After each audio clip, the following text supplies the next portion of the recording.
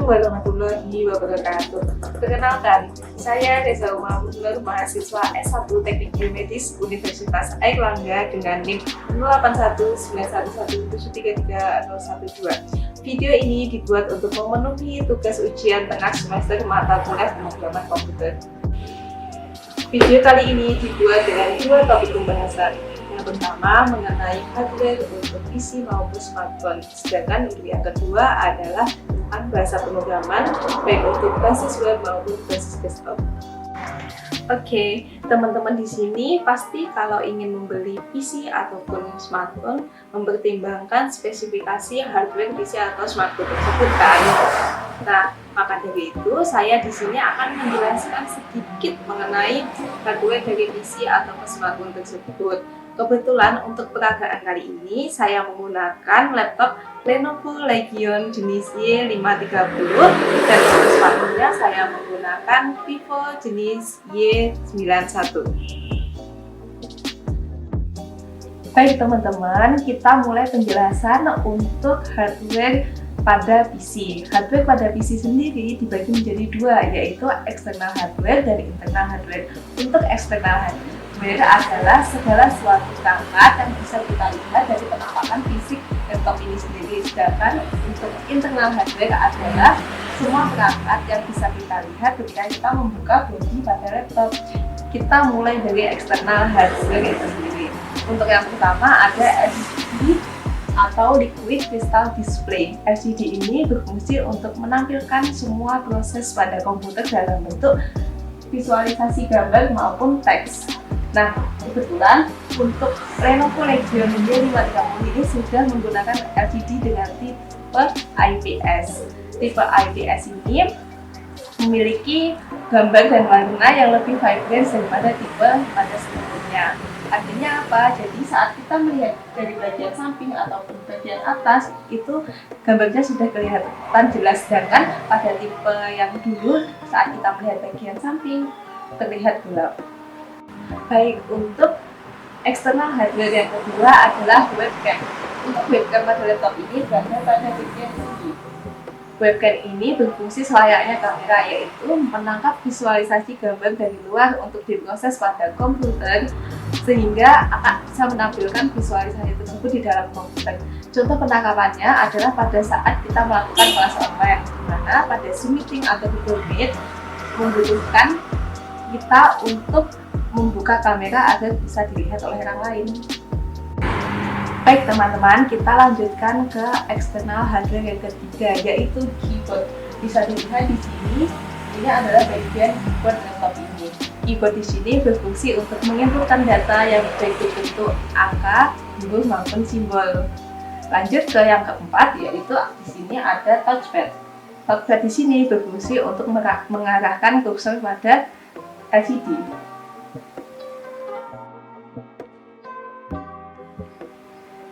Itulah tadi teman-teman mengenai eksternal hardware dari PC. Selanjutnya kita akan melanjutkan ke bagian internal hardware-nya.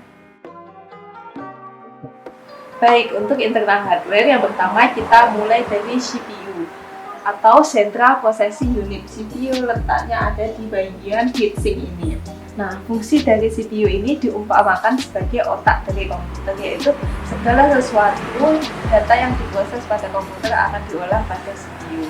Nah, untuk laptop ini sendiri menggunakan CPU Intel i5 generasi ke-8. Selanjutnya, untuk internal hardware yang kedua yaitu RAM pada bagian ini. RAM atau Random Access Memory adalah perangkat yang berfungsi untuk menyimpan data secara sementara dan untuk jembatan antara CPU dengan komponen-komponen lainnya.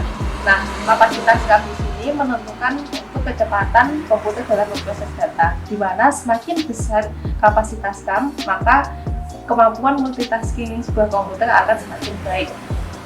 Nah, untuk batas kapasitas maksimal RAM saat ini yaitu 128 GB. Namun pada umumnya di pasaran maksimalnya adalah 32 GB. Nah, pada laptop ini sendiri menggunakan RAM dengan kapasitas 16 GB dan sudah cukup baik untuk laptop. Selanjutnya untuk internal hardware yang ketiga adalah graphic card. Graphic card pada bagian heatsink juga. Nah, untuk fungsi dari graphic card itu sendiri adalah sebagai komponen untuk memproses simulasi grafis pada komputer.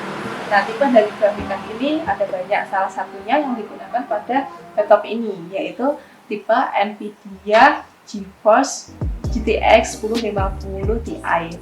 Nah, keuntungan dari tipe tersebut adalah sudah bisa menjalankan games dengan olah grafik 3D dan dapat menjalankan rendering video dengan cukup lancar. Hal ini karena didukung oleh RAM bawaan sebesar 4 GB. Selanjutnya pada bagian sini ada kipas. Nah, kipas di sini berfungsi untuk mendinginkan CPU dan grafik card. Selanjutnya ke bawah ada yang namanya wireless card atau WiFi card. Tentunya fungsi dari komponen ini adalah untuk menangkap sinyal WiFi. Kemudian di bawahnya lagi ada baterai. Baterai pada komputer ini sendiri berfungsi untuk menyuplai daya pada komputer. Selanjutnya untuk internal hardware pada bagian sini ada speaker. Speaker di sini berfungsi untuk mengeluarkan suara pada laptop. Pada laptop ini menggunakan speaker dengan merek Harman. Nah, merek ini telah disupport oleh software Dolby sehingga suara yang dihasilkan akan lebih impresif. Kemudian untuk komponen internal hardware yang terakhir yaitu ada hard disk pada bagian sini. Nah, hard disk di sini berfungsi untuk menyimpan data. Pada laptop ini menggunakan hard disk dengan kapasitas 1 TB. Hard disk di sini didukung dengan yang namanya Intel Optane pada bagian ini. Optane di sini berfungsi untuk menambah cache pada hard disk. Fungsinya adalah untuk mempercepat laptop dalam loading, membuka aplikasi dan menyalakan laptop. Nah, demikian tadi sedikit penjelasan mengenai hardware pada PC, baik untuk eksternal maupun internalnya. Nah, selanjutnya kita akan membahas mengenai hardware pada smartphone. Baik teman-teman, sebenarnya hardware pada smartphone itu tidak jauh berbeda dengan hardware pada PC. Namun di sini ada beberapa perbedaan yang menonjol, yaitu pada kameranya, pada RAM, dan juga pada baterainya. Untuk kamera pada smartphone sendiri itu kualitasnya jauh lebih baik daripada webcam pada PC. Selanjutnya, untuk baterai pada smartphone ini menggunakan kapasitas daya yang lebih sedikit atau rendah dibandingkan dengan PC. Selanjutnya adalah pada bagian RAM. Jika pada PC menggunakan tipe DDR, maka pada bagian smartphone itu menggunakan LPDDR, yaitu Low Power Double Data Rate. Apa yang dimaksud dengan LPDDR di sini yaitu untuk performa daya dan juga ukurannya pada smartphone RAM-nya itu lebih kecil dibandingkan pada komputer. Nah, itulah tadi penjelasan mengenai hardware pada smartphone. Itulah tadi sedikit penjelasan mengenai hardware pada PC maupun smartphone. Semoga bermanfaat bagi teman-teman semua. Selanjutnya kita akan masuk ke materi yang kedua yaitu mengenai bahasa pemrograman dengan basis web maupun desktop.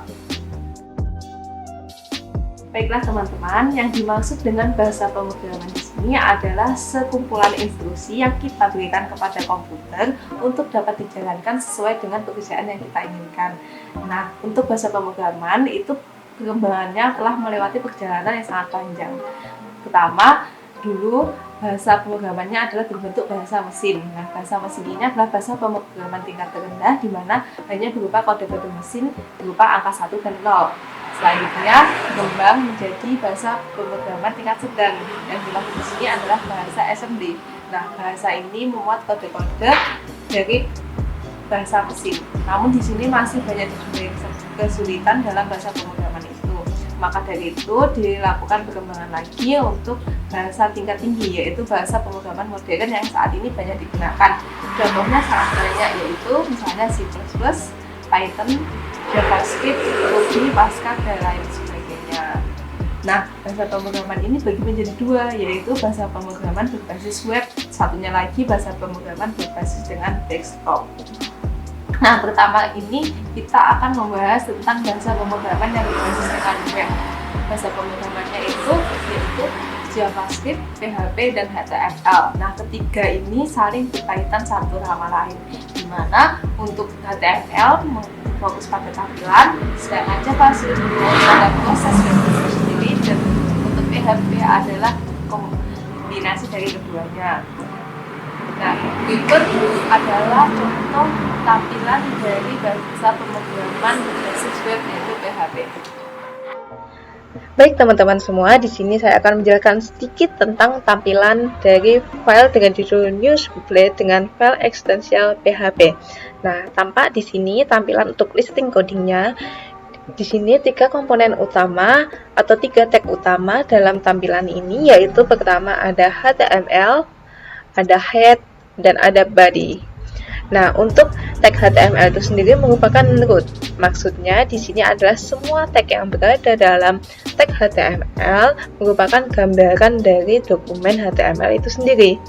Selanjutnya di bawahnya ada tag head. Nah, tag head di sini memberikan informasi di mana kita dapat menambahkan banyak informasi seperti title atau judul, komentar, dan lain-lain.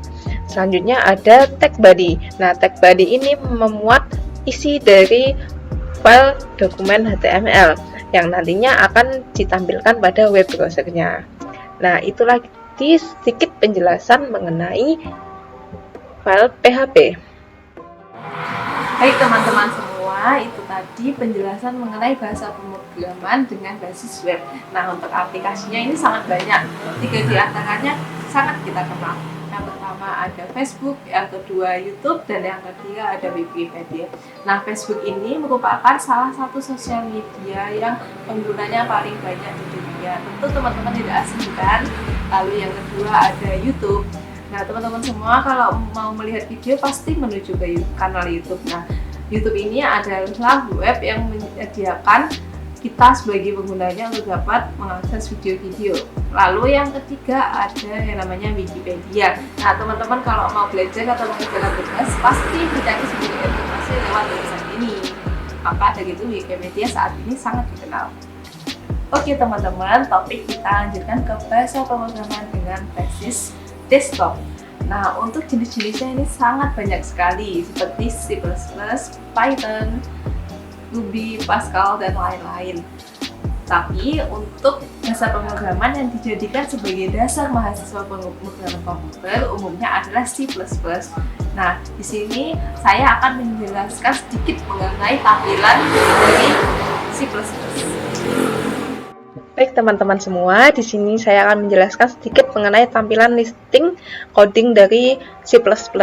Nah, di sini tampak beberapa struktur seperti yang paling atas, yaitu ada tagar include IOStream. Ini merupakan file header dari C++.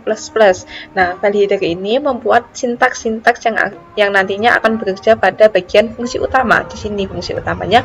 Lalu di bawahnya ada using namespace std. Nah, ini berfungsi untuk memuat sintaks-sintaks juga, tapi lebih spesifik ke dalam modul std. Selanjutnya di bawahnya adalah inMain. inMain ini merupakan fungsi utama di mana semua blok yang ada di dalam fungsi utama nantinya akan ditampilkan saat C++ dijalankan. Nah, di dalam fungsi utama ini ada cout, ini berfungsi untuk menampilkan. Nah, di dalam kurung ini adalah kalimat yang ingin kita tampilkan. Contohnya kita akan menampilkan hello world. Nah, untuk di bawahnya ini adalah sistem pause dan return 0. Ini adalah akhiran untuk program C++ agar nantinya exe dari C++ ini dapat berjalan dengan baik. Nah, itu tadi teman-teman sedikit penjelasan mengenai tampilan C++. Selanjutnya, aplikasi dari bahasa pemrograman C++ itu banyak sekali. 3 di antaranya yaitu pertama ada Adobe Photoshop, yang kedua ada Google, dan yang ketiga ada Spotify.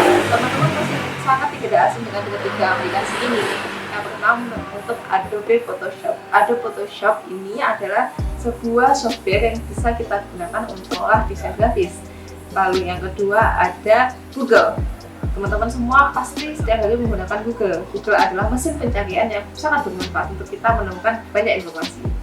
Lalu yang ketiga atau yang terakhir adalah Spotify. Teman-teman mungkin kalau jenuh biasanya mendengarkan musik. Nah, salah satu opsi aplikasi yang baik digunakan adalah Spotify. Dan pengguna Spotify itu sendiri sudah sangat banyak sekali. Nah, demikian tadi semua penjelasan mengenai bahasa pemrograman baik dengan basis web maupun desktop. Semoga informasi ini bermanfaat untuk teman-teman semua dan terima kasih. Wassalamualaikum warahmatullahi wabarakatuh.